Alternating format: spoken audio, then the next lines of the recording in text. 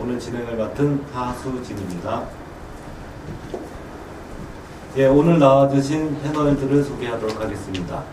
안기영 동아시아연구소 소장님 나오셨습니다. 신종철 행정학 박사님 나오셨습니다. 예, 일반 시민으로 나오신 이충우 선생님 나오셨습니다. 연예인이시고 가수로 활동 중이신 박수정 선생님 나오셨습니다. 나와주셔서 감사합니다. 네, 오늘의 주제는 요즘 연일 북한의 미사일 도발 그리고 북핵 문제, 사드 문제도 참 엉켜있는 북한 이슈와 외교 안보 분야에 대해서 토론하고자 합니다. 오늘 토론하게 돼서 오늘 현재 녹화하는 시간도 뭐 북한에서 미사일을 발사했는데 우리 수정 씨가 보기에는 어떠세요? 8월에 설이 있었어요. 뭐 우리나라 전쟁 난다 그런 걸 있었는데 우리나라에서는 평안한데 외국에서만 지금 되게 큰일 난 줄 알고 있거든요. 인터넷도 보면은 뭐 전쟁 날 거다 막 이런 식으로 나와 있는데 뭐 우리나라가 뭐 라면을 산다는 등 뭐 그런 게 없잖아요. 잘 살고 있거든요. 오해 안 하셨으면 좋겠습니다. 네. 아, 그래도 우리 한국 사람들이 참 보면 참 대단한 것 같아요. 이 전쟁, 외국에서는 이미 전쟁이 나서 저 사람들은 우리 같은 벌써 배낭에 뭐 막 싸놓고 사재기하고 난리가 나야 되는데 전혀 그런 것이 미동 없이 다니는 한국도 대한민국이 참 대단한 나라라는 얘기도 있긴 해요. 우리 선생님이 이충우 선생님 보시기에는 지금 한국이 이런 답답한 현실이 좀 어떻게 보이시나요? 아니, 저는 그렇습니다. 지금 북한에서 계속 저렇게 하고 있는데 그 사드 하나 설치 못하고 민원인과 대치하고 있는 정부 측이 좀 한심해요. 네. 빨리 민원인과 접촉을 해서 마무리해가지고 사드를 어느 위치에 설치를 하고 네. 그 다음에 이제 더 앞으로 나아가 방위를 완벽하게 우리가 갖춰야 할 단계인데도 항상 보면은 당하고 있어요, 북한한테. 맞아요. 그래서 그런 점이 좀 아쉬운 것 같습니다. 저 한마디만 더 해도 네, 돼요? 그러셔도 됩니다. 네. 오늘 또 아니 열받는 게 뭐냐면 네. 북한이 솔직히 우리나라 무시하잖아요. 그러니까 계속 미사일 쏴대고 있는 거고 네. 이러니까 우리나라도 좀 뭔가 본때를 보여줘야 된다고 생각하는데 네. 너무 가만히 있는 것 같아요. 그 진짜. 본때로 어떻게 보여야 될 것 같아요? 우리도 미사일 쏴야 되는 거 아닐까? 그러니까 좀 우리가 아니, 세다는 걸 사드를 보여야 쏴야죠, 된다고 사드를. 네. 사드를 쏴야 될 것 같아요. 왜냐면, 그 저기 설치만 해놓으면 뭐합니까? 예. 빨리 그 한번 수정 말씀하신 쏴서. 대로 미사일을 쐈죠, 우리. 예. 예. 더 쏴야 돼요. 저 쏘가면 안 돼요. 큰일 났습니다. 이제 전쟁이 일어나겠네요. 양쪽에서 누구는 또 강까지 나면 미국까지 끼고. 아, 진짜 나이도 어린 게 되게 꼴불견이에요. 진짜. 예. 자, 우리 안기영 소장님, 대한민국의 이 어두운 현실 어떻게 보세요? 오늘 국민들이 새로운 정부 들어서고 나서 제일 걱정하는 부분이 이 안보 분야 같습니다. 그리고 국가의 제일 중요한 책무가 국민의 생명과 재산을 지키는 것인데 굉장히 그 어느 때보다도 지금 위험한 상황인 것은 분명해요.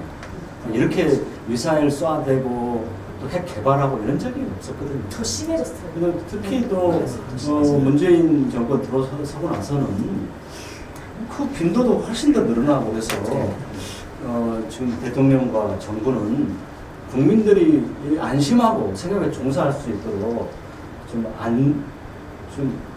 불안감, 안보 불안감이 없게 이렇게 좀 노력을 좀 국민을 안심시키는 그런 노력부터 좀 해야 되지 않는가. 국민들은 맞습니다. 많이 불안하고 있는 사실입니다. 우리 신종철 박사님. 예, 아주 복잡한 국면이죠. 말씀하신 대로 문재인 대통령 들어서고 나서 왜 이렇게 많이 날리는가. 근데 그것의 초점은 사실은 대한민국 겨냥하는 게 아니라 직접 미국을 겨냥해서 지금 계속 시위를 하거든요. 북측의 끊임없는 그 벼랑끝 전술. 우리 끝까지 간다. 요번에도 어저께인가요? 며칠 전에 날린 그 미사일 같은 경우는 괌을 타격하겠다는 소리를 하고 괌을 타격할 수 있다는 걸 보여주기 위해서 아마 3,000km부터 2,700km 정도를 날리는 거거든요. 근데 괌이 한 3,300km 정도 될 겁니다. 그러니까 우리가 너희 괌을 타격할 수 있다는 걸 입증하는. 그래서 미국과 북한은 끊임없이 지금 치킨 게임 같은 걸 하고 있는 거거든요. 서로 이제 마주쳐서 계속 달리고 있는데 그 사이에 한반도가 끼어 있는 거죠. 우리가. 그래서 우리나라인데 갑자기 우리는 어디로서 빼놓고 북한과 미국이 전쟁을 하니 안 하니 뭐 이런 아주 위험한 정국에 있거든요. 여기에서 가장 첫 번째 중요한 테마는 전쟁을 막아요. 얼마 전에 문재인 대통령 말씀하신 것처럼 한반도의 전쟁은 결코 우리 대한민국이 동의하지 않고는 안 된다가 저는 아주 중요한 명제로 첫 번째의 시대에 맞는 과제라고 생각하고 있고요. 딜레마예요. 아까 말씀하신 것처럼 미사일을 쏘니까 우리도 쐈죠. 우리 아마 그 역대 정부에 없었던 일일 겁니다. 문재인 대통령 강력하게 대응하겠다라고 국가 비상대책회의도 계속 열고 미사일도 쏘고 이번에는 저 전폭기 해가지고 또 폭탄 투하하는 훈련도 했거든요. 그러나 이것이 본질만은 아닐 겁니다. 우리는 힘에는 힘으로만 대역해서 마지막 치킨 게임의 끝으로 해서 충돌하자는 것은 아니기 때문에 결국 전쟁을 막고 평화적 기조로 어떻게 전환할 것인가. 우리가 강력한 힘을 바탕으로 하되 평화의 기조를 어떻게 다시 찾아올 것인가가 이 오늘의 고민의 핵심 아닐까 생각합니다. 우리 저 박수정 씨 처음에 막 국민들서 얘기해 주셨는데 결국은 통제 안 되는 북한과 그거를 북한을 지도한다고 해야 되나 하는 김정은이라는 사람이 네. 문제인데 도대체 이 사람들이 왜 이렇게 북한이라는 한 집단이 그리고 하나의 김정은이라는 일반 어떻게 보면 좀 상식적으로 이해 안 되는 수준의 일들이 벌어지는가 이런 부분들은 좀 한번 분석이 좀 필요한 것 같아요. 맞습니다. 그런 점에서 북한 안경주장 우리 북한을 접근하는데 이렇게 무방비로 놔두는 게 어느 분들은 북한과의 대화의 단절이라고 하고 어떤 분들은 북한이 살기가 자기 혼자의 여러 가지 노력이라기도 하는데 이런 부분이 왜 일어나는지 한번 해보실까요? 예, 그동안 이제 우리 남한과 북한은 국력의 차이가 현격하게 벌어졌죠. 그래서 이제 그 재래식으로 전쟁을 해서는 도저히 이제는 안 되는 상황이 됐기 때문에 북한으로서는 이제 그 핵을 개발하는. 그래서 근데 이제 그 뭐가 문제냐면 핵이라는 것은 소위 말해서 비대칭 전략이라고 하죠. 나머지 아무리 좋은 무기가 있고 하더라도 핵무기가 있어버리면 이게 비교가 안 되는 거죠. 게임 끝이. 게임 끝이죠. 그래서 어떻게 해서든지 이 핵을 우리 한반도에서 비핵화를 실현되고 핵의 위협으로부터 국민들을 안전하게 할 것인가. 이게 이제 우리 국가의 목표죠. 근데 이제 지금 국민들이 지금 현 정부에 대해서 걱정하는 부분들이 뭐냐면 자, 아까 우리 이충호 선생님 말씀하셨다시피 지금 적의 미사일이 날아올 때 고고도 여러 층에서 방어를 하는 시스템을 갖추고 있는데 고고도에서 막는 게 이제 사드인데 그렇죠. 그 사드를 지금도 배치도 못하고 있고 지금도 지금 뭐 주민들이 막으니까 반대하고 있습니다. 반대한다고 해서 그 배치도 못하고 있고 또 우리는 국가 전략적으로 미국하고 동맹을 통해서 북한이 중국과 동맹이 되어 있는 것처럼 미국 동맹을 해서 지금 우리나라를 지금 방어를 하고 있는데 미국하고 뭔가 좀 이렇게 안 맞는 것 같고 또 뭐 심지어 그 코리아 패싱이라고 하잖아요. 미국하고 공조가 안 되니까 한군 제끼고 뭐 대화든지 대결이 이렇게 이루어지는 이걸 국민들이 걱정하고 있기 때문에 정부로서는 빨리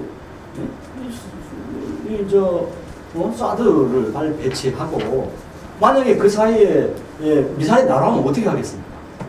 그동안에 무슨 절차를 밟는다 뭐 한다고 그러다가 그 사이에 이 안보라는 것은 만에 하나를 준비하는 거거든요. 만에 하나. 그걸 위해서 하는 건데 만약에 그 사이에 미사일 날라오면 어떻게 할 겁니까? 그러니까 국민들이 불안해하는 거죠. 그래서 빨리 사드를 배치하고 미국과의 공조를 통해서 국민들이 안심하고 생각을 종사할 수 있도록 하는 것이 정부의 목표가 아닌가 그런 생각합니다. 우리 신 박사님이 보시기에는 어떠세요? 지금 사드 얘기, 고고도 미사일 방어책이 있는데 제가 좀 다르게 질문 한번 드리고 싶은데 북한의 김정은 정권이 이 수준으로 나오면 대화가 영원히 불가능한데 지금까지 우리가 김대중 대통령 이후에 여러 가지 아니면 박정희 남북 공동성명 때 여러 가지 대화를 해왔는데 이 결국에는 이렇게 강대강과 무기와 무기의 결합으로 전체가 공멸하는 것보다는 어떤 돌파구가 마련되고 이런 부분이 있어야 되는데 현재 문재인 정부가 하기에 너무 이 강대강을 그러니까 이 하나의 돌파구로서 대화 정치도 못 들어가고 이런 부분은 어떻게 같이 연결해 보면 될까요? 다른 것도 있지만 일단 뭐 문제 자체가 쉽지 않은 국면이죠. 어느 정부와 놓여 있더라고 하더라도 일단 남북 관계가 완벽하게 단절이 됐습니다. 아마 그 연평 회전가 예전에 있을 때도 남북 교류는 계속 소통이 됐었고요. 또는 대성공단이라는 아주 중요한 남북 교류의 중요한 장이 한쪽편에 있었습니다. 그래서 직접 무력 충돌이 벌어지는 상황에도 소통의 창구가 있었는데 지금은 소통 문제가 완전히 단절이 돼서 소통의 문제가 단절이 됐던 거는 됐다는 상태는 이 남한 우리 대한민국이 이 논란의 중심으로 서기 위해 아주 불리한 여건으로 되어버린 거거든요. 그러니까 북한을 우리가 소통하면서 견인하고 중국이나 미국과의 관계 속에서의 중심을 잡고 나아갈 수 있는 한 부분이 가장 중요한 부분이 막혔다는 게 첫 번째 문제죠. 그러니까 그런 문제가 하나 있고 두 번째는 북한의 벼랑 끝 정술은 사실 지속된 겁니다. 거기에서 김정은이라는 새로운 정치 체제가 들어서고 이분에 대한 판단을 우리가 할 수 없으니까 김정일이라고 하는 사람은 오랜 기간의 통치를 통해서 그 사람의 실체에 대해서 우리가 많이 파악했다라고 하면 김정은이라고 하는 사람은 우리가 지금 짧은 기간에 판단할 수 없는 예측 불가능한 사람이니까 어느 날 왕자님은 네, 그렇죠. 그러니까 이분이 뭘 할지 이 사람이 뭐 할지 모르는 거거든요 우리가. 그러니까 예측 불가능한 상대를 가지고서 이 문제를 풀어내야 되는 알코올 국방문경에 머물러 있는 거죠. 그리고 두 번째는 북한이 우리나라를 상대하지 않겠다 이런 정책을 하고 있는 거죠. 이건 사실 북한으로 일관되어 있습니다. 북미 대화를 하겠다고 계속 얘들은 주장을 해왔고 한국을 빼려고 했었는데 한국이 그 평화 기조와 대화 여러 가지 또는 남북 교류 뭐 대통령이 직접 가서 그 정상회담하고 뭐 이러면서 많은 기조를 풀어냈던 것들이 그간의 성과인데 이거 다 단절이 됐거든요. 이게 안타까운 거죠. 지금 현재 보면 그래서 지금 보면은 한국이 완전히 빠져있는 듯한 느낌이 많이 들어요. 그래서 왕따 당하는 것 같아요. 그 왕따 당하기라고 뭐 또 젊은 용어는 뭐 지난 대선 과정이니까 패싱이라는 코리아 패싱. 정확한 용어는 아니라고 그건 뭐 정확하지 네. 않다고 자꾸 얘기하는데 하여튼 문제 질문의 논지는 북한과 미국과 중국은 있으나 한국은 없다. 네. 그렇죠. 그 문제가 우리 대한민국이 참 석을 부족하고 우리가 국력이 많이 신장된 것 같기도 했는데 아닐 수도 있다 이런 자괴감, 한편 불안감이 같이 들고 있어요. 그래서 이런 부분에 대해서 이제 참 고민들이 많은데요. 이런 부분에 대해서 우리 문재인 정부는 어떻게 방향을 좀 잡아야 될까요? 현재는 뭐 대한을 완전히 비박, 그다음 미국의 눈치, 사드 문제로 인한 중국의 문제, 여기다 또 다시 얘기했습니다만은 거기에 매몰되어 있는 상황에서 한국만의 어떤 한국이 예고하고자 하는 무엇, 아니면 한국이 무엇을 하고자 하는 전략 이런 것 전혀 보이지 않는 것 같다. 다른 나라와 기본적인 국가 전략이 있습니다. 그러니까 우리는 미국과 동맹 관계죠. 북한은 중국과 동맹 관계죠. 함께 갈 수밖에 없는다. 미국과 동맹이 있기 때문에 우리 공격을 못하는 겁니다. 북한도 공격을 함부로 못하고 조심스럽게. 중국도 못하고. 그런데 이제 우리가 좀 착각하는 경우가 있어요. 그러니까 경제적인 수준에서의 뭐 무역을 하거나 우리 가수들이 가서 공연을 하거나 이런 그 관계가 있는 것이고 안보라는 것은 그건 좀 다른 차원의 문제예요. 그래서 결국은 지난 박근혜 정부 때도 우리 그 솔직히 그 미국이 좀 싫어하는 거 알면서도 그 전승기념일 때 가서 그 중국에 가서 참석해줬지 않습니까? 네. 그렇게 했는데도 결국 안보 문제에 대해서는 결국은 중국이 우리나라를 책임질 수 없다는 거고요. 그래서 기본 어느 나라든 국가 기본 전략이 있는데 그것은 뭐냐면 미국과의 동맹이죠. 그래서 지금 우리가 불안한 이유는 이게 흔들리고 있기 때문에 그렇다. 그래서 좀 더 요즘 문재인 대통령을 비롯하는 이 정부가 국민들 좀 안심하도록 좀 해야 된다. 그 한미 동맹을 또 두건이 강화하고 그래서 북핵도 우리가 그 핵무기를 우리가 항상 염두에 두고 살 수는 없잖아요. 그렇게 무서운 끔찍한 무기들을. 그래서 이걸 어떻게 우리가 북핵을 해결할 것인가에 대해서 국민들한테 좀 안심할 수 있도록 좀 해줘야 되는데 그게 없기 때문에 국민들이 불안하고 걱정하고 있는 게 아닌가. 그 점에서 보면 문재인 대통령이 지금 초기에 상당히 잘한다고 저는 생각을 하거든요. 그 문재인 대통령을 반대했던 많은 분, 또는 정치적으로 다르게 생각하시는 분들이 바로 그 점을 걱정했던 거 아닐까. 한미 동맹 부분에 대한 불안감이 있지 않느냐 했는데 한때는 뭐 후보일 때는 북한을 먼저 간다는 일부만 따서 외국이 싶은 그런데 실제로 대통령께서 그 한미 정상회담 하면서 굳건한 한미 동맹 관계들을 제가 확인시켜줬고요. 그 다음에 북한이 아까도 말씀드린 거 대응할 때 직접 힘으로써 우리가 북한을 대응할 수 있는 그런 것들을 가져야 된다고 주장하고 있는 게 문재인 대통령이 갖고 있는 지금 안보관이거든요. 그러면 불안할 게 뭐가 있습니까? 상황이 불안한 거죠. 정부의 대책이 저는 뭐 지금 이 어려운 국면이라서 뭐 잘못하고 있다고 생각하지 않습니다. 오히려 지금 지난번에 문재인 대통령이 그 국방부 업무 보고를 받으면서 지적하는 게 우리가 북한에 비해서 GDP가 5배에 해당됩니다. 그리고 엄청난 국방비를 쏟아왔는데 아니 지금 핵을 제외하면 북한이 공격하는 거에 대해서 우리가 압도적으로 무력적으로 이긴다는 자신감이 없는 이런 분이 어딨냐라고 지적한 거거든요. 뭐 한 거냐 너희들.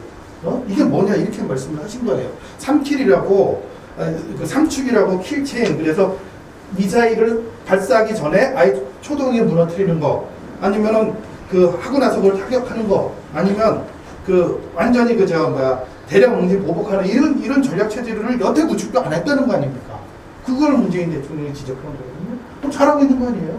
우리가 일단 힘의 우위로 갖고 대화를 가자는 이 정책 자체가 저는 왜 문제가 되는지 왜 저는 오른쪽은 그 말씀은 아닌데 그 국군 통수권자로서의 좀 방향이 좀 틀리지 않느냐. 왜냐하면 분명히 이제 우리가 뭐 재래식 전력이라든지 이런 부분에서는 북한 압도하고 있죠. 그러니까 이제 핵을 개발하는 건데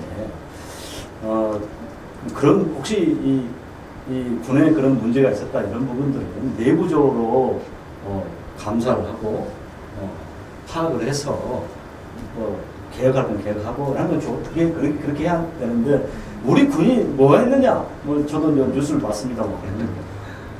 그러면 우리 군이 마치 무슨 큰 문제인 것처럼 그런 국민들이 우리 군에 대한 신뢰를 떨어뜨리고 하는 것은 이건 그 통수권자로서는 좀 적절하지 않나요? 근데 이번에 제기한 그 문제는요, 그냥 군이 뭐 했냐가 아니라 대륙간 탄도 미사일과 그것에 대한 대응 체계를 얘기한 겁니다. 그래서 핵이나 미사일을 발사하기 전에 선제 타격하는 정책, 그 다음에 실패했을 경우에 미사일 방어 체계를 통해서 대응하는 거, 그러지 않으면 대량 보복하는 거. 그러니까 지금 발생하고 있는 미사일 문제에 대한 대응 체계들을 못 채우고 있는 군을 질타한 거죠. 그럼 정확하게 질타한 근데 거죠. 그 얘기 이제 우리 신 박사님 얘기해 주셔서 지금 좀 진행을 나가면 지금 대응 체계는 못 만들었습니다만은 못 만들었다고 하는데 지금까지 대응 체계가 없던 건 아니죠. 그러니까 여러 가지 시뮬레이션 프로그램에서 워크게임이라는 이런 게임을 해서 여러 가지 하는데 문제는 이 부분을 전시작전권을 좀 환수하겠다는 거거든요. 문재인 정부의 전시작전권이 뭐냐면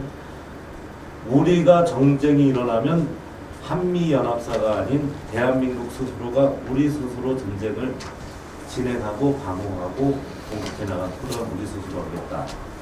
근데 여기서 문제의 핵심은 뭐냐면 지금 북한의 핵을 우리가 어떤 방법으로 막을 방법이 없는 거예요. 그럼 딱 하나. 북한의 핵을 쏴서 넘어왔을 때 우리가 먼저 터뜨려서 못 내려오게 하든가 아니면 우리도 핵을 갖고 있어서 양쪽이 같이 쏘는 너도 죽고 나도 전멸하니 서로 쏘지 말자. 이 두 가지 방식인데 지금 이 사드 문제는 이 핵이 들어오기 전에 킬체인이나 사드 우선은 킬체인으로 막고 사드로 방어해서 요거를 못 넘어오게 하는 거고, 핵은 지금 전술핵이라도 갖고 핵잠수함을 가져서 아예 둘 다 갖고 있으면 못하게 하자. 여기까지는 얘기하는데, 이 아까 얘기하신 것 중에 요 지금 현재의 방어 체계나 전술 체계 전체 작전까지 해소하면 대한민국이 정말로 나머지 핵 문제나 이 비대칭 전력에 대해서 어떻게 해결할 수 있을까요? 일단 핵을 보유하는 문제 또 다른 차원의 문제인 것 같습니다. 이거는 전 세계 핵 확산 문제, 보유 문제는 좀 다른 차원의 얘기되어지는 문제 중 하나인 거고요. 앞에 부분에서는 전시작전권 행수하고 지금 이 방어 문제는 뭐 충돌하는 문제는 아닙니다. 근본적으로 지금 미국에서는 전시작전권을 가져가라 라고 얘기하고 있는데, 지난 좀 과정에서 우리가 더 연장해달라 이렇게 요구한 걸로 이해를 하고 있거든요. 근데 기본적으로 근데 이번 정부에서는 예. 한미 국방 장관 지금 최근에 봤는데 전시작권을 돌려달라고 다시 얘기를 했죠. 그렇죠. 전시작전권이라는 게 전쟁이 났을 경우에 우리가 전쟁을 자지우지 못한다는 거거든요. 미국의 통제를 받는 거 아닙니까? 허락을 받아야 된다는 거예요. 아니, 전쟁의 네. 통제를 미국으로 받는 그렇습니다. 거고. 근데 얼마 전에 군 대통령께서는 그런 얘기를 했잖아요. 미국에서도 개입할 수 없고 우리 국민이 그러니 할 수 있는- 전시작전이 우리한테 있어요. 그렇죠. 네. 그- 그 부분은 지난번에 말씀하신 아까 예. 국가 기본 전략을 이야기했는데, 이 안보를 이렇게 이야기하면서 자존심 이야기한다는, 자존심이 나라 지켜줍니까? 기본적으로 우리는 우리 방어라든지 모든 국방 시스템이 그 미국과 공조를 해서 맞게 돼 있고 모든 게 짜져 있는데, 무슨 자존심을 가지고 우리가 전시 작전권 아니 전시작전권 횟수가 왜 사실 어떻게 이게 제가 볼 때 어떻게 그럴 시간이 없어요. 어떻게 막느냐? 아니 아, 지금- 솔직히 그래서 지금은 아니 어려운 이야기 지금 당장 할 수 있는 거, 지금 당장 성주에 사드를 배치 못하는 거 그거 빨리 배치하고, 사실 성주에서 배치를 했다 하더라도 그 대한민국을 전부 커버하는 건 아니잖아요. 맞습니다. 아, 제주도까지 커버할 수 있는 방법을 빨리 찾아야지. 커버, 그래도- 하다못해 얼마 전에 우리 민방 회장님과 했는데도 그 하나 단합이 안 됐는데 우리 국민성이 그 정도인데 북한에서 볼 때는 더 죽게 자, 그러면 못하는 사드 문제는 왔는데 사드를 한다고 뭐 하는데 중국은 또 사드 문제 갖고 이제 우리 지금 문화 그러니까 완전히 막혀서 네, 엄청 타격이 네, 커요 타격이 진짜. 큰데. 특히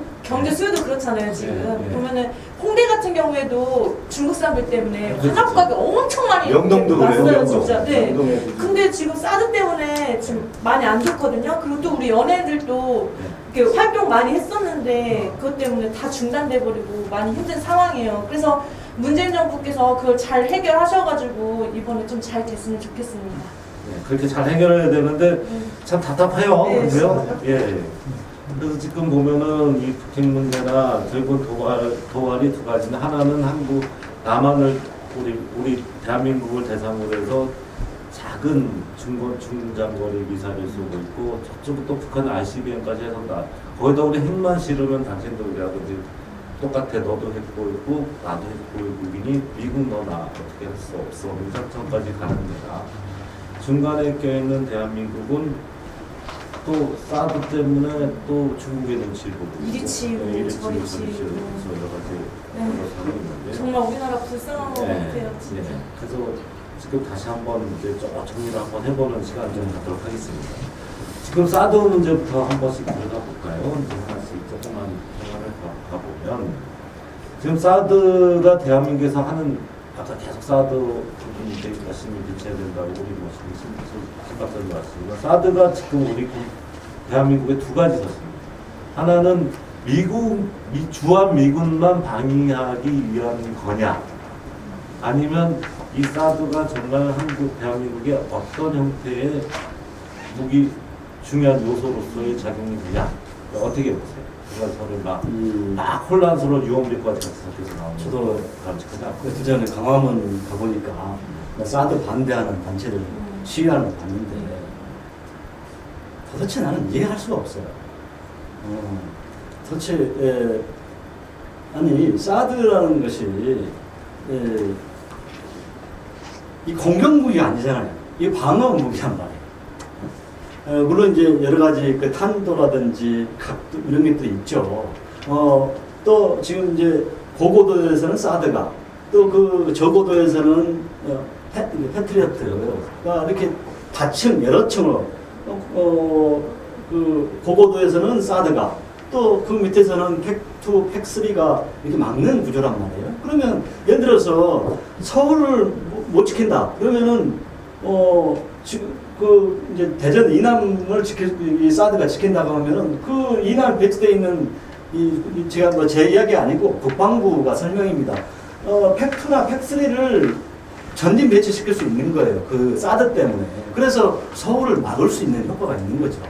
그런데 뭐 전문가도 아닌 사람들이 뭐 사드가 뭐 소용이 있느냐 없느냐, 또 이게 뭐 미군만을 지키는 거냐.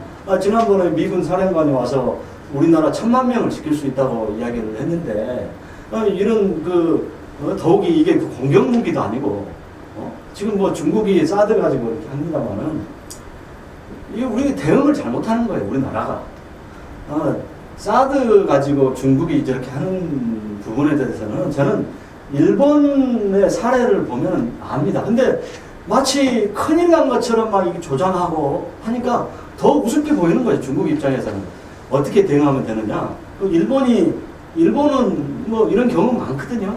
일본은 그냥 아무나 대응을 안 해요. 아니, 우리가 무슨 중국에 무슨 우리가 교역을 할 때 뭐 아쉬운 것만 있습니까? 서로 상호 이익이 있기 때문에 하는 것이기 때문에 가만히 놔두면은 저절로 오히려 우리한테 아쉬운 게 더 많죠. 경제적인 여러 가지 기술적인 부분이나.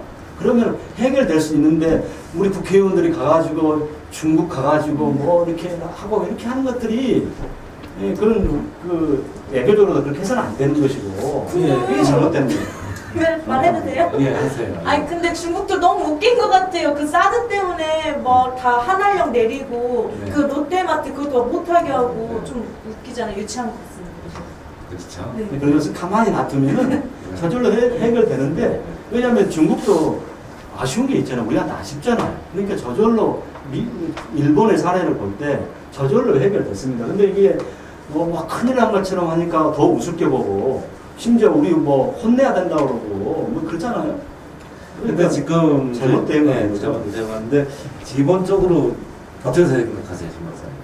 기본적으로 사드 문제를 우리 국가의 안보와 여러 가지 문제와 결합된 사실은 생존권의 논리이기도 하고 안보의 논리이기도 한데, 이 부분에 있어서 상대 국인은 가장 상대국은 북한이겠습니다만은 그 레이더망이나 계속 반대해왔던 중국에 대한 대화 이런 부분은 우리가 북한과 중국이 이제 25년 됐거든요. 수교한 지 25년 됐는데 아직도 통로가 없다는 거예요. 대화를 이렇게 막혔을 때 뒤로 돌아갈 필요가 없는데, 거기에서 진용의 논리까지 적용해서 막 결국에는 중국은 중국대로 우리 경제적 피해를 기르게 된 상황, 이 상황에서 어떻게 되세요? 이런 걸 이제 딜레마라고 표현하는 게 맞을 것 같습니다. 딜레마에 빠져버린 거죠. 그러니까 사드라는 것이 우리가 돌이켜보면 갑자기 튀어나와가지고 한반도의 평화에 기여한 게 아니라 한반도를 중심한 동북아 분쟁의 핵심이 돼버렸어요. 거꾸로. 그리고 정말 이해 못하는 거는 전 정권에서 사드 문제를 막 무슨 비밀 작전하듯이 막 밀어붙이고 이랬던 거는 정말 이해 못하거든요. 사드라는 것이 처음에 얘기했을 때 미사일 대응한다고 그랬다가 나중에 성주 갔을 때니까 수도권을 방위 못한다. 이렇게 되니까 지금 말씀하신 대로 패트리어트를 땡긴다. 뭐 이렇게 얘기가 끊임없이 변화하고 궁색한 논리로 가니까 사람들이 오해하고 의심을 할 수밖에 없는 국면이 돼버린 거죠. 거기다가 지금 해결 안 되는 중국과의 관계의 문제에서 그것도 투명하지 않습니다. 중국은 절대 반대이다. 그리고 중국의 맥락을 보면 이것이 이제 미사일 방어 체계의 문제인지 레이더 문제인지 정확히 표현은 하지 않지만 이거는 어쨌든 중국을 위협한다는 차원에서 나서고 있는 거고요. 또 미국을 상대로 해서 얘기하고 있는 거죠. 그 사이에 또 이런 문제가 돼 있는 거거든요. 그러니까 우리가 이런 문제의 이 딜레마를 벗어나는 거는 이건 진영 논리 아닙니까? 결국 빠져있는 논리에서 동북아 평화를 우리가 만들어내고 우리 대한민국의 안녕을 찾아내는 방법이 뭔가에 대한 그 길을 찾아내야 됩니다. 그렇다면 처음부터 설명이 부족했던 거 아닙니까? 부족했죠. 그거를 부족했죠. 작전하듯이 그냥 밀어붙이니까 네. 그런 거 아닙니까? 아니 이 사드라는 분들 배치하면서 그걸 토론을 하고 물론 그렇게 해서 하면 더 좋겠지만 대중적 토론을 아니 얘기하지 않아요. 지금 뭐가 문제냐 국민들이 지금 그 안보 문제에 대해서 걱정하는 부분이 그거예요.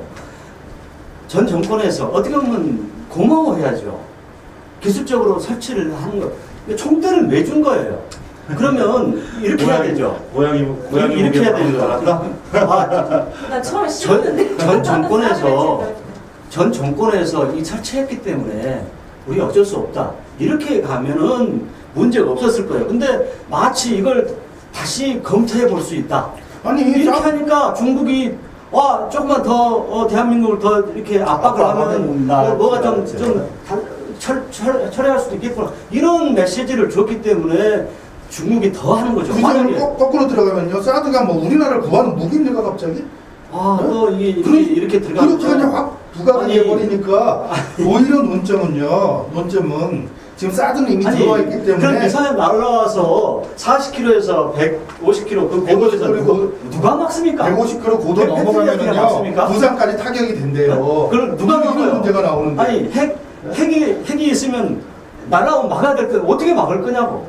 대책도 없으면서 대책이 없었던 건 박근혜 정부가 없었던 거죠. 아니 그래서 예? 사드를 배치하는 거 아닙니까? 그러면 아니 아까 말씀드렸잖아요. 설치를 해서 국민들이 안심하고 설령 지금 북한이 이미 핵은 다 개발했다는 거 아니에요? 지금 이동 수단은 지금 미사일을 지금 어디까지 쏘느냐 이걸 지금 하고 있는 건데 그럼 날아오면 어떻게 할 거예요? 그러면 대책도 없으면서 반대하고 또 이미 설치한 것을 다시 철회할 수 있는 환경 영향 평가에서 철회할 이런 메시지. 그렇다면 우리도 사드 버리고 미국 따라다니지 말고 우리도 핵 개발해가지고 같이 가지고 있으면서 힘을 발휘하면 될 거 아닙니까? 만약에 우리가 그 북핵에 대해서 대책이 없다고 하면은 그거 방법밖에 없죠. 안 소장님 근데요 이게 좀 진지해지는데 한 가지 더 나가보죠. 그래서 지금 미국이 트럼프의 자세는 더 좀 이해가 안 되는 게 좀 많아요. 그전 같으면 아까 지금 소위 말해서 우방국과 우호국의 논리로 미국과 한국은 일정 정도 의견을 개진하고 똑같은 말을 내버려야 되고 북한은 좀 엉뚱한 짓을 하고 있으나 중국은 좀 방어를 하는 듯한 우방의 국가인데 지금 트럼프는 어느 날 보면 시진핑하고는 얘기는 하고 있어요. 근데 시진핑하고 얘기는 잘했어. 얘기는 잘했는데 너는 몰라도 돼. 이런 듯한 자세가 나와서 더 헷갈리게 하면서 복잡해지는데 거기다 또 트럼프라는 사람이 또 김정은만큼 엉뚱한 부분들 똘끼가 충만하잖아요. 그렇죠. 네네. 예, 그런 부분도 있고 그래서 이런 부분에 있어서 근데 지금 우리 안 소장님이나 신 박사님께서 얘기하시고 우리 여러분이 얘기하시는 지금까지 우리의 대화의 논쟁이 그 사람들하고 다른 얘기인 듯한 느낌이 자꾸 드는 거예요. 그러면서 대응책을 못 만드는 느낌이 자꾸 드는데 지금 다시 한번 얘기를 해보자. 사드 문제가 사드가 필요하다 안 필요하다 이미 설치가 됐어요. 운영은 어차피 해야 돼요. 그럼 여기서 미국과의 방법은 왜 필요하냐? 북한을 어떻게든 잡아야 돼요. 중국과의 대화는 또 북한에 대한 이 잠재우기를 해야 되는데 이 부분에 지금 우리가 통로를 못 만들기는 한계가 있거든요. 그건 어떻게? 아니 그것보다 먼저 그 사드를 배치해야 되는 필요성에 대해서는 인정하시죠? 아니 그렇지 않아요. 지금 사드 필요 없다고 생각해요. 들어와 있기 때문에 그 문제에 대해서 필요 없다고 아니요, 지금 필요 인정할 없다고 수밖에 생각해? 없는 영역이 있는 거지. 애당초 들어가지 않았다라고 하면 필요 없다? 근본적으로 다시 검토해봐야죠. 그러면은 만약에 그 그리고- 미사일이 너무 이게 날아왔을 때는 어떻게 방어합니까? 아까 말씀드렸잖아요. 미사일에 대해서 핵미사일에 대응하는 세 개의 축의 전략이 우리 군사 전략으로 구체적으로 세우게 돼 있는 거예요. 그걸 안 해가지고 지금 문제지. 아니, 지금 그게 안돼 있잖아요. 발사 전에 타격하는 문제. 네. 아니 그런 문제에 대응을 해야죠. 아니, 지금 이제 그리고 우리나라가 지금 그게 아까 세 차원이 그게 준비한 거 안 돼 있잖아요 지금. 그건 좋고요. 그럼 안 지금 돼 있는데 말씀하신 지금 것처럼 만약에 날라오면 사드가 지금까지도 나오는 문제는 뭔지 아세요? 아까 수도권 방어를 못하더라 이런 거예요. 처음에는 다 한다라고 그랬어요. 근데 나중에 보니까 수도권을 방어를 못해 사드로. 네? 패트리어트 옮기면 된다가 아니라 신규로 더 들어와야 된다. 지금 이렇게 주장하는 신 박사님 거예요. 그러면은 아니 그리고 하나만 더 얘기하면 네. 지금 고도가 150km예요. 최고가.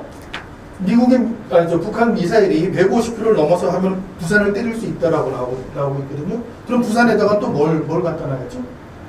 그러니까 이런 문제들이 누적이 돼 있기 때문에 그러니까 사드의 기술적 성공도에 대해서 의혹이 제기되고 있는 거 아닙니까? 네?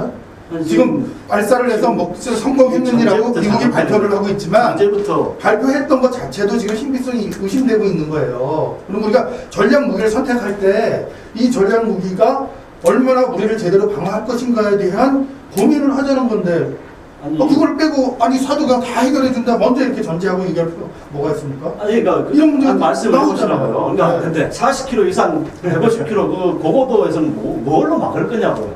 아니 그리고 그 대전 저 북쪽만 중요합니까? 그 남쪽은 안 막아도 됩니까? 아니 그거 넘어가서 부산까지 때린다고 때릴 수 아니, 없는 그러니까 상황이 그 밑에는 사드로 가능하죠. 그 대전 이남에 있어서 각도라든지 이 고도 문제에서 있지만 그러면 이 정도 여태까지 우리 대한민국은 미사일에 대해서 아무 대책도 안 세웠을까요? 네? 쟤네들이 그럼 우리 미사일을 원점으로 타격하면 우리가 그냥 앉아 있나요? 네? 아니 출격해서 패트리어트라는 이런 핵사가 가능하니까. 있지만 패트리어트도 우리가 있지만 예를 들어서 핵무기가 미사일에서 날아오는데 이것을 고고도에서 한번 사드가 막아주고 그 중고도에서는 팩2라는 팩3가 막아주는 이런 개념인데 다층으로 안전하게 방어를 해주는 이런 시스템이죠. 근데 만약 이게 필요 없다고 지금 해버리면 전제를요. 지금 아무런 이야기 할 필요가 없는 일반 미사일이 아니라 지금 핵을 문제를 아니, 지금 더군다나 더해서 하면은요. 사드 패트리어트가 필요성도 인정을 안 해버리면 북한이 중고도 미사일에 1000발을 쏴버리면 우리 방어에 무력해진다고 하는 정부가 상황인데 잠시만. 지금 뭐 저희 현 정부도 지금 사드 배치한다고 잠시만요. 말을 하고 있는데 네. 필요성이 없다고 해버리면 이게 지금 이야기를 할 그 근거가 없다니까. 지금 우리가 저 과거에 워게임에서 2천만 원 한 방에 다니면 어떻게 하냐 이 수준까지 가면 이게 논쟁이 안 되고요.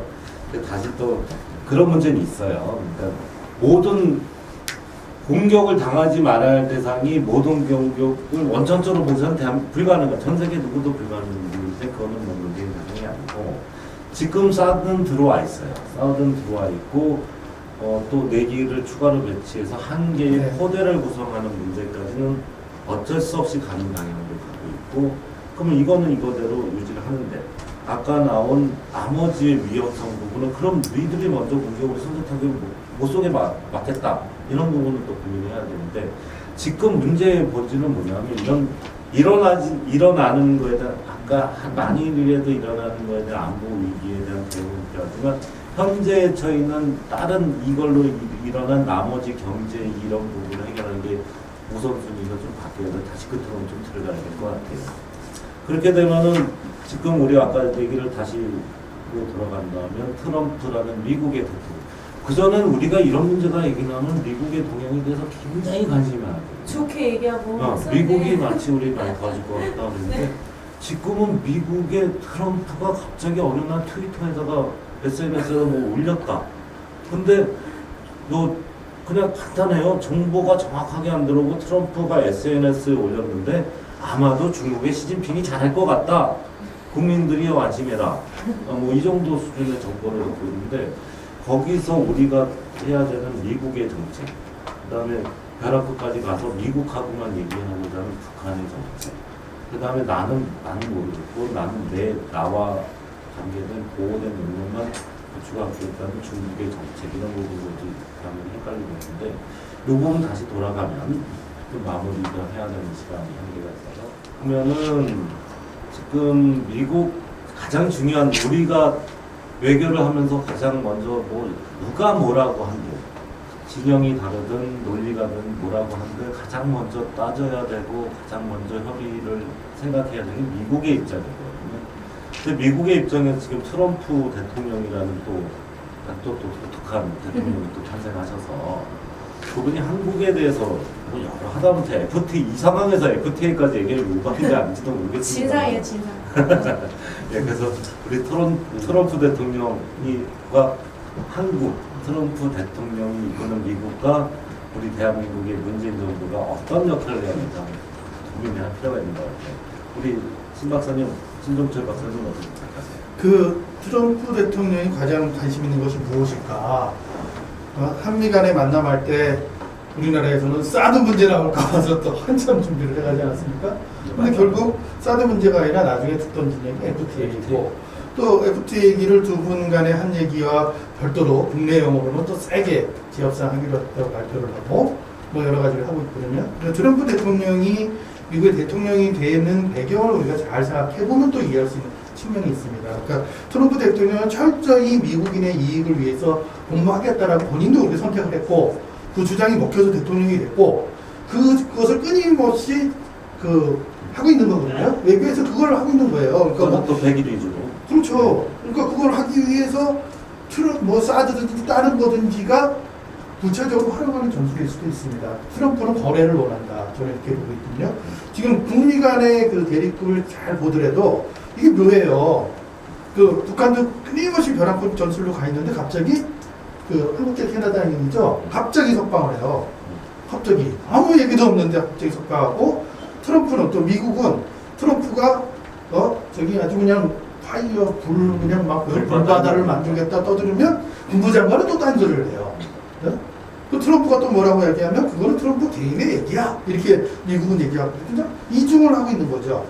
그러니까 트럼프라는 대통령, 미국 대통령이 어떤 식의 외교를 하고 있는가를 보면 오히려 이해가 되는 거죠. 트럼프는 거래를 하려고 하고 있고 트럼프가 집필한 저서의 제목이 거래의 기술입니다. 그래서 거래는 엄청 잘해. 네? 거래는 엄청 잘해. 네, 딜 아트 오브 딜 이래가지고 거래의 그 기술인데 그래서 거기에 최악을 준비하지만 계속 압박을 가다 기회를 보라 이런 대목이 있다고 합니다. 그래서 트럼프와 북미 관계, 북미 전문가들은 지금 북한과 미국은 끊임없이 북한 벼락끝 전술로 가고 트럼프도 압박을 가지만 서로 딜을 하기 위한 뒤 고민들을 하고 있다라고 보는 견해들도 있습니다.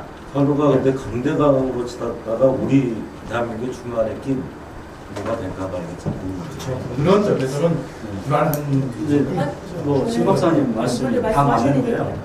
양기영 사장님 그런 같은 게 아니고 그렇습니다. 그러니까 우리나라 특히 우리나라에서 트럼프 대통령에 대한 왜곡된 이런 것들 많이 가지고 있습니다. 트럼프 대통령은 고도의 협상의 거래 아까 말씀하신 대로 거래 전문가예요. 그러니까 이렇게 어떤 말을 던지는 것이 다 그 전략 그런 거래 전략에서 나오는 거죠. 그러니까 우리가 지금 그 사드 가지고 정상회담 막 몰두해서 갔을 때 원래 트럼프 대통령은 사드 이야기 하고 싶은 게 아니고 FTA, 한미 FTA 일자리 잡 이걸 생각하고 있었던 거예요. 그래서 우리 삼성, LG가 수조 원씩 미국에 투자하는 걸 선물로 가지고 갔잖아요. 트럼프 대통령은 정확하게 자기가 얻고 싶은 걸 얻은 거예요. 그러니까 우리가 트럼프 대통령을 좀 이상한 사람 이렇게 이해해버리면 당하는 거예요. 그래서 우리가 벌써 잘못 대응을 해서 수십조 우리가 날렸다고 한미 정상회담에서 미국의 전략을 우리가 잘못 이해를 해서 날렸다는 사람도 있어요. 그러니까 정확하게 이해를 해야 된다. 그래서 지금 트럼프 대통령과 미국은 지금 이 사드 이게 관심이 아니고 FTA를 통해서 자국의 이익을 개선하려고 하는 이런 걸 가지고 있기 때문에 경제 창출. 그렇죠. 그래서 그걸 우리가 정확히 알고 있어야지 트럼프 대통령이 좀 말을 좀 이상하게 한다 이것은 다 전략이라고 보면 됩니다. 그래요? 너무 꼴보기 싫은데. 그래 그렇네요.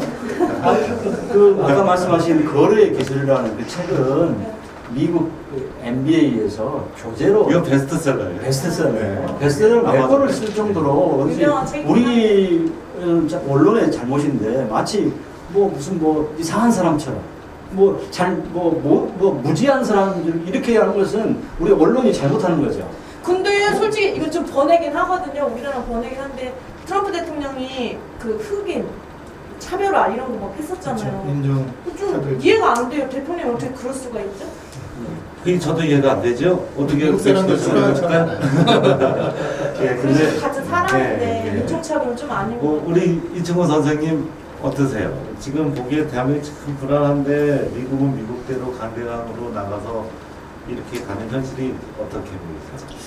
그래요. 사실은 지금 미국에 우리가 끌려간다고 저는 서두에 말씀드렸지만은 그 미국도 미국이지만 지금 중국하고의 관계가 엄청 어렵지 않습니까? 네, 그렇다고 보면은 사실 한쪽은 미국과 대화를 하고 한쪽에서는 중국하고 또 우리가 좀 안 되면 찾아가서라도 이렇게까지 만들 필요가 없다고 봐요. 25년 동안 승리 잘 해왔는데 하루아침에 무너지는 거 보면 또 안타깝기도 하고요.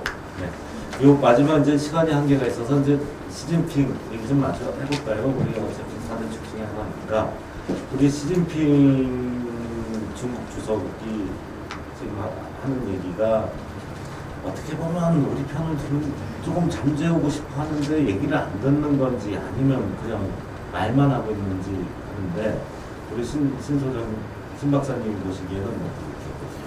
그 중국의 문제는 조금 크게 한번 생각을 해볼 필요가 있습니다.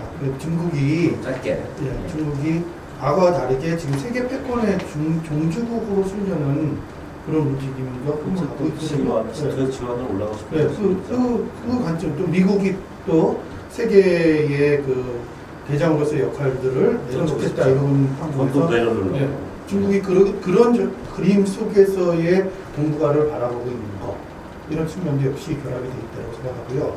또 하나 측면은 이게 묘한 겁니다. 그 외형은 신냉전 비슷한 구도가 벌어지고 있는데 정확히 말하면 냉전은 아닐 겁니다.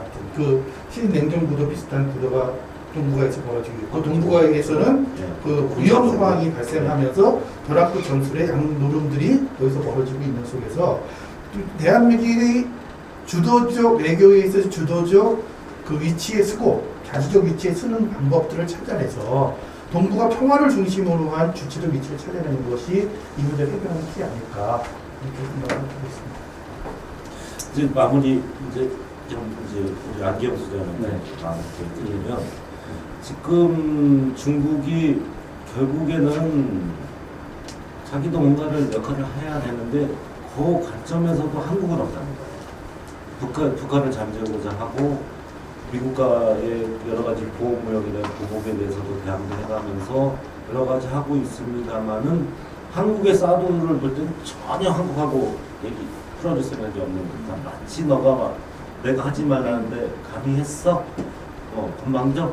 이런 자세에 대해서 어떤 돌파구를 마련해야 될지 아까 마지막으로 중국은 미국과 중국이 우리 대한민국으로서 생존이 걸린 문제인데 결국은 어느 나라가 패권국인가를 먼저 우리가 정확히 알아야 됩니다. 그러니까 패권국에 붙어야 살죠. 우리가 예전에 뭡니까 경제항아지나 이럴 때 우리가 당해버렸던 게 누가 패권인지를 정확히 알지 못했기 때문이거든요. 특히 무한말은 알아야 되고 그렇죠. 그러니까 결국 힘이 없이 또 이렇게 구한말 같은 경우는 힘은 없으면서 뭐 중립국 행세하려고 하고 뭐 이러다 나라 망해버리거든요. 그러니까 미국과 중국이 지금 어느 나라가 패권 국가인가를 정확히 인식해야 되고 또 중국은 이런 측면이 있습니다.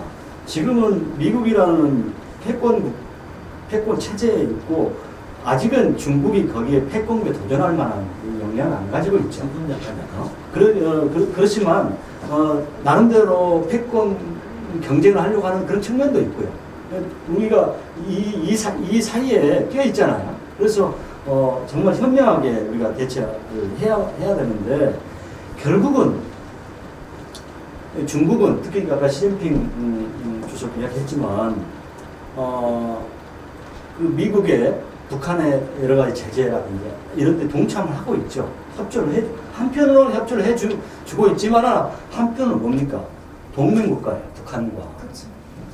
우리가 이걸 잊으면 안 됩니다. 중국과 북한은 동맹국가고, 그러니까 특히 이제 안보 문제, 경제 문제는 다르겠습니다만 안보 문제는 6.25 때 미군이 6만 명, 7만 명이 우리 와서 희생된 것처럼 많은 중국 사람들이 그 참여해서 죽었고, 또 심지어 그 모택동의 그 주석 아들이 또 전사까지 한 그런 어떻게 우리가 미국과 협력인 것처럼 중국과 북한도 그런 관계이기 때문에 착각하면 안 된다. 여기서 우리가 착각하고 뭐 중국하고 우리가 중립하려고 하고 이런 전략은 우리나라를 망하게 하는 거기 때문에 정확하게 우리 현실을 직시해야 된다. 어느 나라가 패권 국가고 어느 나라가 우리가 동맹을 해야 우리나라를 지키고 또 우리가 번영할 수 있는가? 그건 당연히 미국이지 않을 것입니다. 그러니까 그것을 정확히 인식해야 되는데 지금 그것을 아니라고 하고 뭐 하는 사람도 있잖아요. 그래서 현실을 냉정하게 봐야 된다. 근데 북한하고 전쟁 나면 당연히 중국하고 합치는 거죠. 중국이랑 러시아 그리고 예, 예. 우리나라는 이제 하고 미국이랑 있잖아요. 근데 네. 이제 남은 시간 돼서요. 그 네. 얘기도 그게 어떻게 될지 모르겠습니다만 가장 중요한 건 그런 것 같네요. 북핵 위기, 뭐 여러 가지 미국과 중국과 한국과의 문제, 북한 문제 다 다뤄왔어요. 결국은 내가 힘이 없으면, 우리 대한민국이 힘이 없으면 북한은 위기에 빠지고 국민들은 불안해하고 대한민국은 어려워진다. 이 얘기인 것 같아요. 오늘 주제에 대해서 참 어려운 주제가 좀 복잡했는데 우리가 조금 더 힘을 내서 이런 부분에서 코리아 패싱이 아닌 코리아가 주도하는 하나의 프로그램을 만드는 이 정책들이 시작하면서 필요한 것 같습니다. 오늘 이 토론을 지금까지 해주셔서 여러 가지 고생이 많으시고 수고하셨습니다. 고생하셨습니다. 예. 마지막으로 우리 가수 박수성 씨의 가수가 될래요? 가수 될래요. 네. 가수 될래요. 네, 그 우리 수정 씨의 가수 꿈이 펼쳐지는 가수 될래요처럼 대한민국이 자기의 꿈을 이렇게 자기 힘으로 키워갈 수 있는 그런 나라가 됐으면 좋겠습니다. 감사합니다. 감사합니다.